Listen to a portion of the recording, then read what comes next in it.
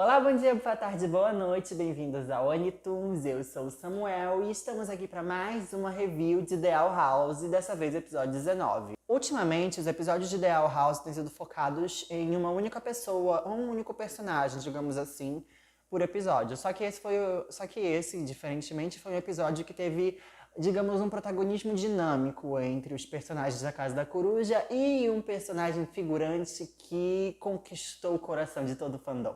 Sem mais delongas, vamos ao vídeo.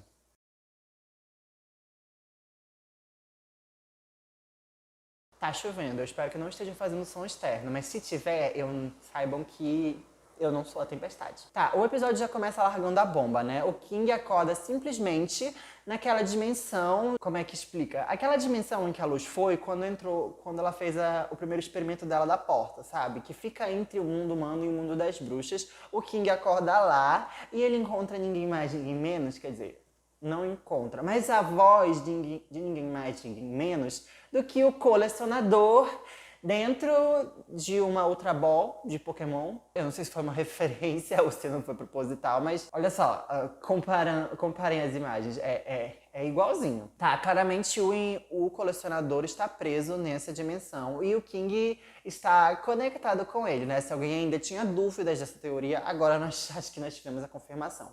Só que rapidamente ele acorda disso, ele estava dormindo, e aí quando ele acorda, a conexão é interrompida. E ele volta para a Luz e para o Corujito que eles chegaram em Borgisburg, nas Ilhas Escaldadas. Daí eles vão para Casa Coruja, a Luz até recebe uma mensagem em código da Emmett, e o King diz que a Luz pode ir ver como ela tá, se ela quiser. Só que, devido aos últimos acontecimentos, a Luz não quer deixar o King sozinho. Então ela decide ir com o King para Casa Coruja. E assim, a essa altura do campeonato, a família Clawthorne inteira está sendo procurada pelo clã do Imperador. Quer dizer, não a família inteira, né?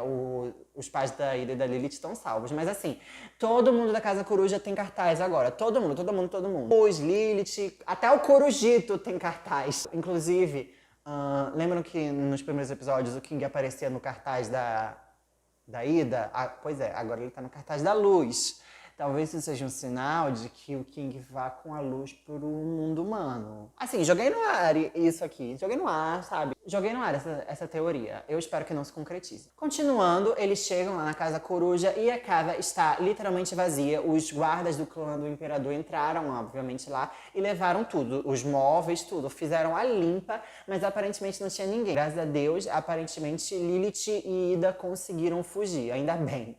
Eu tinha dito da última review que elas podiam ser capturadas, mas eu também achava que elas tinham escapado. Que bom que elas escaparam. Aí a Luz encontra, né, um mapa escondido que a Lilith deixou, que diz que elas foram fugidas pro joelho. Como raios elas conseguiram chegar no joelho, eu não me perguntem, mas elas estão lá no joelho e discutindo estratégias para tentar deter o Dia da União. O que elas não estão conseguindo porque são duas bruxas sem magia, procuradas pela justiça e que elas acham que não tem aliados, né? Porque a Ida ainda acha que Rain está com as memórias afetadas.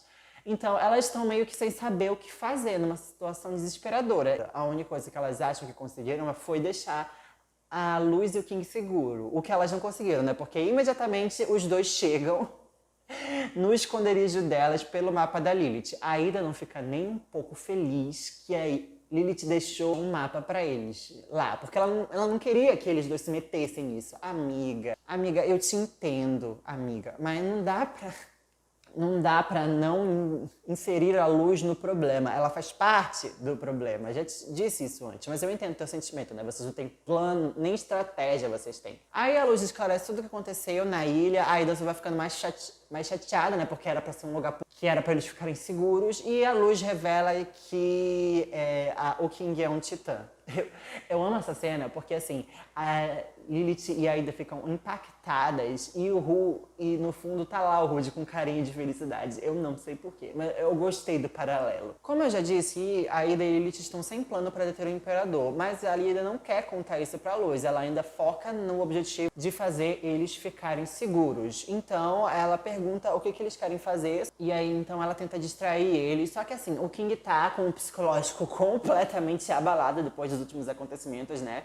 E a Lilith também não ajuda nisso, porque quando ela descobre que ela é um titã, que ele é um titã, ela fica endeusando ele de todas as formas. Eu não achei certo, é uma criança. Tá, mas pra tentar ajudar o King, a Luz pede ajuda da Ida pra elas irem juntas roubar o François, que é o bichinho de pelúcia do King. Vocês lembram o François, aquele coelhinho que ele vive carregando? Pois é, ele foi levado junto com as coisas da Casa Coruja pelo clã do Imperador. Então lá vão Luz e Ida tentar roubar o François da delegacia de Ossoburgo. Elas entram disfarçadas, inclusive, porque o Imperador tá caçando o povo na Casa Coruja em preso. Só que assim, quando elas chegam lá, eu acho que mesmo que elas não estivessem disfarçadas, quer dizer, não, isso não ia acontecer. Mas mesmo que elas estivessem usando outro disfarce, ninguém ia estar ligando, porque o povo do clã do Imperador, os patrulheiros, estão numa correria por causa do Dia da União e as bruxas estão começando a se preparar. Aliás, que preparação estranha, né?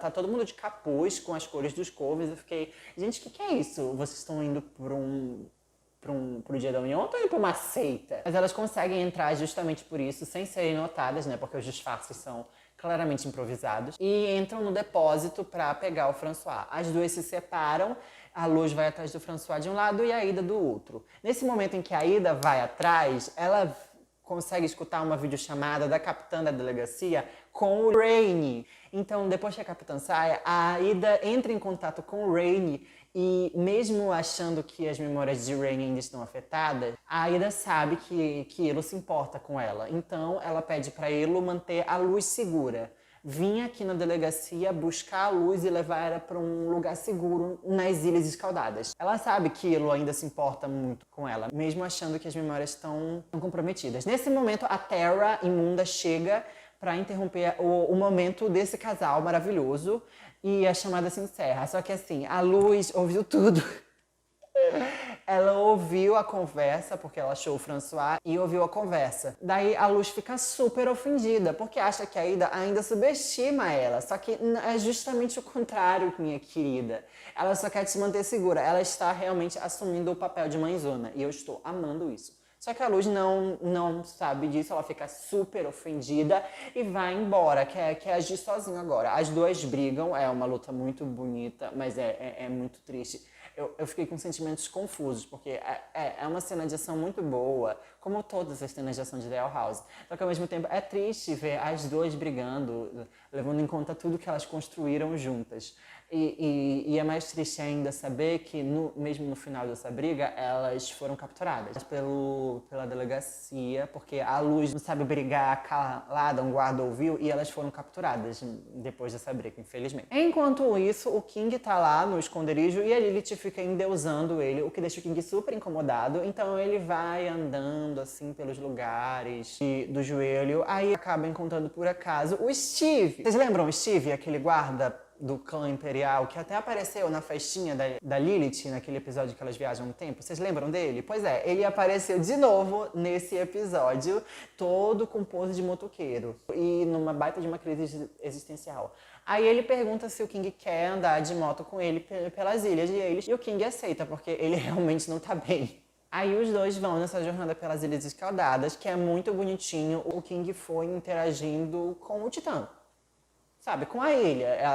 É muito triste de pensar, porque o King deve se sentir muito sozinho, porque os titãs estão extintos.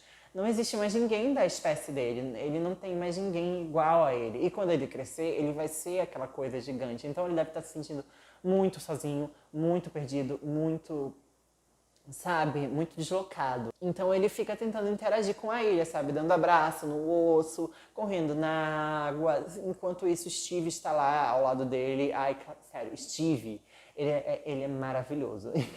Eu amo esse personagem que me conquistou, esse figurante que me conquistou em um episódio. Tanto que tem uma cena, vou exaltar aqui, que aparece um casal de velhinhas andando e ele começa a ter chorar de felicidade com o casal das idosas, e que é muito fofo. Eu amei.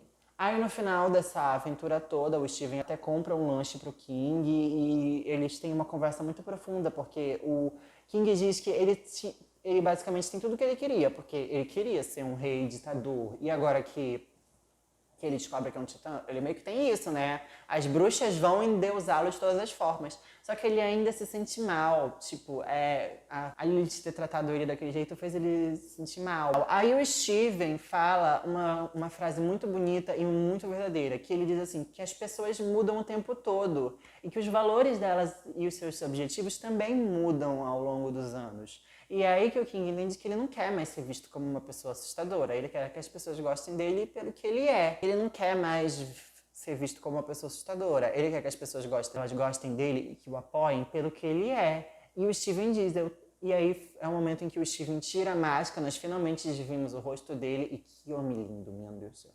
Homem lindo. A gente sempre viu os patrulheiros com máscara, o que apagava um pouco a personalidade. Aí o Steven tirar essa máscara teve bastante significado de que ele não quer mais ser visto como uma ameaça. Ai, Steve, sério, você foi maravilhoso. Além de ter salvado o King da depressão, você é lindo. Ele é maravilhoso, é perfeito. Nossa Senhora. Inclusive, a gente descobre por quê. Porque aparentemente ele é finalmente alguém do desenho fez terapia, né? E esse foi o Steven, por isso que ele tava tão bem resolvido nesse episódio. Porque ele foi pra terapia. Inclusive, ele fala pra Lilith, né? Quando a Lilith chega lá e começa a endeusar ele, endeusar o King fala que isso é um padrão da Lilith. Aí o Steve recomenda pra ela terapia. Por isso que ele tava tão bem resolvido nesse EP. É maravilhoso. Tá vendo, gente? Vão pra terapia. E enquanto o King resolvia suas questões, Ida e Luz estavam presas, né? Estavam presas. A capitã disse que um patrulheiro especial ia cuidar da humana. Patrulheiro, quer dizer, Rain, ele estava indo buscar a Luz.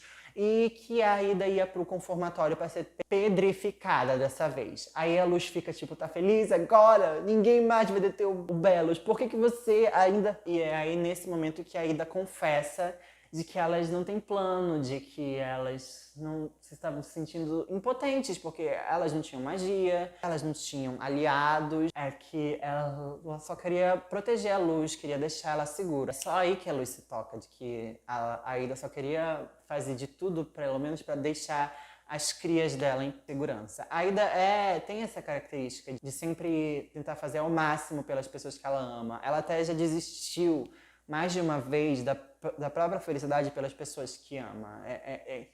É muito compreensível a Ida estar fazendo isso. E até um pouco irônico ver a Ida nessa situação, né? Ela nunca tinha ficado desesperada na vida. Uma pessoa que viveu fugindo, que era considerada, ela e a irmã eram consideradas as bruxas mais poderosas das Ilhas Escaldadas. É muito triste ver elas nessa situação. A Luz fica desesperada quando elas acham que vão ser capturadas, né? Tipo, levadas, separadas, uma para um lado e outra sendo pedrificada. Só que aí a gente descobre que era tudo fachada. Na verdade, Rainy e Darius estavam por trás de tudo isso, que era tudo fachada desses dons e que elas foram levadas para um esconderijo da resistência. Agora temos a resistência contra Belos tem um esconderijo. E lá estão. E lá tá o bonde todo. Foi Darius, Rainy, Ida, os antigos amigos de Rainy, Steve e a Beowulf, que... eu vou confessar, eu não tenho tanto pelo Aberwolf, porque a gente não viu nada dele. E a gente finalmente descobre o que aconteceu. Lembra daquele episódio que apresentou Rainy, que ele foi capturado? Pois é, a gente finalmente descobre o que aconteceu naquele episódio. Na verdade, aquilo era tudo um esquema do Darius, que quando ele foi capturado, o Darius o salvou, porque o Darius achava que era o único que desconfiava do Dia da União. Só que aí, quando ele viu o Rainy aprontando, ele viu a oportunidade e foi aí que eles começaram o plano para desmascarar o Belos. E foi aí, nesse episódio, que os dois começaram a construir o plano para destruir o reinado de Belos. Ai, sério, Darius, mano, esse personagem não prometeu nada e está entregando tudo. Maravilhoso. E pensar que eu odiava ele quando ele apareceu. Darius, eu retiro tudo que eu disse sobre você. Me desculpem. Aliás, o encontro de Rainy e Luz foi maravilhoso. O humor da Luz foi de 0 a 100 muito rápido, porque uma hora ela tava super revoltada, bichateada, traumatizada da vida, aí depois ela ficou super fofinha, mimadinha, otaku e shipper de Ida e Rainy. O casal tem nome? Eu não sei qual é o nome do casal. Rida? Aide? Não sei, mas a Luz é chip. Foi muito bom ver essa reunião, porque a Ida estava se sendo uma inútil, uma fracassada que não sabia como deter aquele ditador. Só que agora eles têm aliados, a resistência tem até nome. Cats, eu amei. É muita papo. O Darius ficou com vergonha do nome, mas aí a Luz o abraçou, né? Até botou as orelhas de gatinho. Espero muito que eles se encontrem com os estudantes da Rek'Sai pro próximo EP. Sério, gente, se esse povo se unir, acabou pra Belos. É esse o exército que a gente precisa pra derrotar o tirano. Não, por favor, se reúnam, Cats, com os estudantes da Rek'Sai e acabem com o reinado do Philip. Sério, eu só peço esse encontro. No próximo episódio, por favor, que eu tô ansioso. Aliás, outra coisa que eu queria que acontecesse, assim, todo mundo já sabe, né? Rain sabe do plano de Belos de drenar a magia de todo mundo, né? Só que assim, ninguém sabe, pelo menos além da Luz e do Hunter, que o Belos não é um bruxo. Eu queria que a Luz contasse isso pro povo. Então, gente, o Belos não é um bruxo. Vocês estavam esse tempo todo sendo governados por um humano, sabe? Eu quero que eles contem isso, tipo, pra ver como é que o povo vai reagir, tipo, como é que as bruxas vão pensar. Devem ficar meio impactadas, né, que foram enganadas até nisso, e meio chocadas com o preconceito da humanidade. Porque elas não devem lembrar disso. Essas bruxas que existem nas Ilhas Escaldadas, vivem lá há muito tempo. Nem devem lembrar que as bruxas foram perseguidas. Vai ter um vídeo no meu canal em que eu quero fazer pra contar a história do Belos, como eu acho que as bruxas foram parar nas Ilhas Escaldadas. E se vocês quiserem esse vídeo, digam aí nos comentários, curtam o vídeo que eu tô pretendendo fazer. Mas enfim, pela minha teoria, as bruxas que vivem nas Ilhas Escaldadas hoje em dia não sabem da perseguição que elas tiveram na Terra pelos humanos. Então eu quero muito saber como é que vai ser quando elas descobrirem isso. E no final do episódio temos um momento Ida e Luz muito bonitinho, que além do François, a Ida pegou também pediu pra Luz pegar uma caixa que dizia assim, as maiores unhas de pé da Ida. Só que não eram unhas de pé, obviamente. Tinha a madeira de palismã que a Ida e o King pegaram pra Luz. E agora a Luz finalmente vai esculpir o palismã dela. Ai, gente, finalmente a Luz vai ter um palismã próprio só dela mesmo. Ai, por favor, qual animal vocês acham que vai ser? Eu acho que vai ser um morcego, porque um pouquinho da identidade visual da Luz tem uns morcegos aparecendo aqui e ali. Então eu acho que vai ser um morcego. Vocês acham que vai ser o quê? Digam aí nos comentários. Eu, particularmente, sinto que isso é um sinal de que talvez a Luz não fique nas Ilhas Escaldadas, mas ela encontre um meio termo, uma forma de transitar entre os dois mundos. Pelo menos é isso que eu quero que aconteça. Só que eu tenho medo de não acontecer, porque acabou a Amphibian recentemente, eu não vi a Amphibian, mas eu sei que a protagonista, ela fica no mundo humano.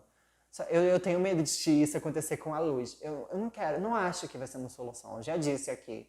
Mas, de qualquer forma, o final de The Owl House está cada vez mais próximo. Eu estou com expectativas e medos, mas eu sei que vai ser muito bom. É isso, eu espero que vocês tenham gostado. Por favor, curtam e compartilhem o vídeo para me ajudar a ganhar mais seguidores. Eu amo fazer esse tipo de vídeo para vocês. Por favor, se inscrevam no canal caso vocês ainda não sejam inscritos ainda. E me sigam nas minhas redes sociais. E eu vejo vocês na próxima. Bye!